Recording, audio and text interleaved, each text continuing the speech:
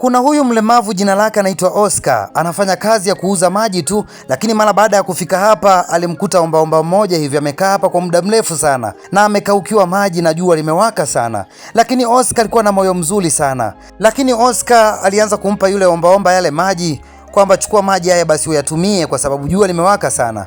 Lakini Oscar ikabidi sasa ampe na pesa tena, kwamba hii pesa utaitumia kwenye matumizi yako ya kila siku ambayo wewe unayahitaji. Sasa Oscar ikabidi sasa mwage huyu ombaomba. Oscar alianza kuondoka na miguu yake anabuluza kwa sababu yeye ni mlemavu, lakini huyu ombaomba alianza kushangaa sana. Ilibidi basi asimame na kuanza kumwangalia Oscar, akarusharusha miguu akajiangalia. Sasa kama mtu mlemavu ananipa mimi pesa, hivi mimi nina akili kweli? Ilibidi sasa yule ombaomba aanze kumfuata Oscar na kumwambia, samahani, ninakushukuru sana kwa hiki ambacho umekifanya. Umeonyesha moyo wa upendo sana. Haki ya Mungu nimejifunza vitu vingi. Sasa huyo ombaomba anasema, mimi nina miguu yote vizuri tu, lakini wewe hautembei miguu yako, lakini wewe umeamua kunipa mimi msaada. Lakini huyo ombaomba alichokifanya, alianza kuzihesabu zile pesa zote na aweze kumpatia huyu mlemavu.